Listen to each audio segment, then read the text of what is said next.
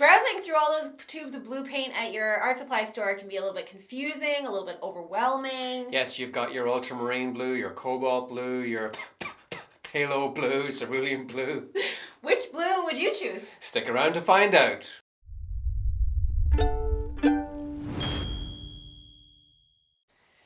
There seems to be an awful lot of blue paints on the market. Some fairly reasonably priced, some very, very, very expensive ones.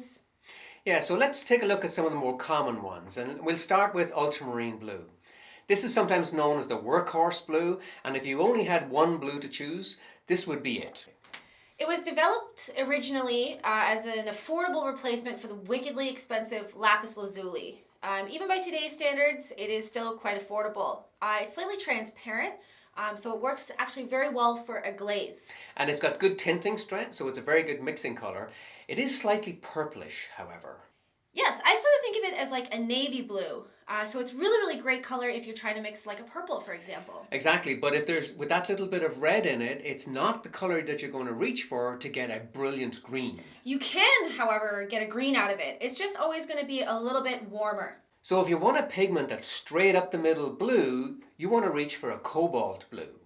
Cobalt is a very, very expensive, very rare heavy metal, so it's pricey.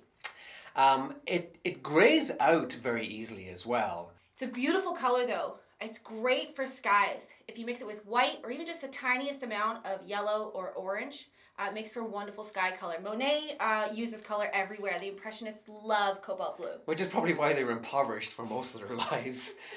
A less expensive and very popular blue these days is phthalo blue. Phthalo cyanine blue. Sounds dangerous. But it's not really. I wouldn't put it in my sandwiches, but it's not really that toxic.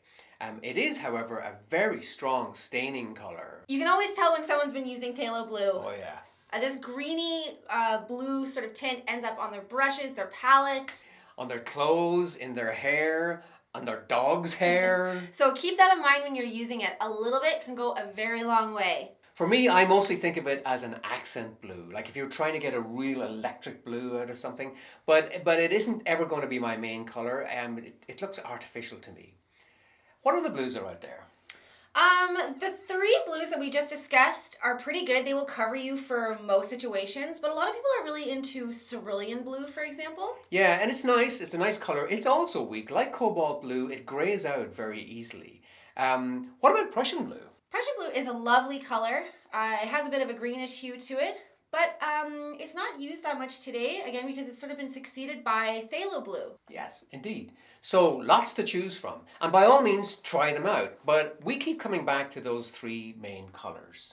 And to recap, that's ultramarine blue as your main workhorse blue, relatively inexpensive, a good mixing color, and somewhat transparent.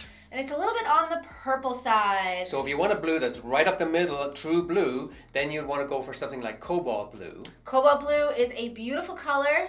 It is expensive, and it doesn't hold up all that well when you're mixing it in with other colors. And then finally, you've got phthalo blue. Phthalo blue is the new kid on the block. It is powerful, bright, electric. And it's the Energizer Bunny with the staining power that keeps going, going, going. So that's it for the blues. I think in our next video, we're going to move over to the warmer side of the color wheel and discuss some reds. So I hope that'll make your next visit to the art store a little bit less confusing. If you found this video useful, please hit that like button. Don't forget to subscribe to keep up to date with new content. And remember, keep safe and keep painting. Bye! Bye.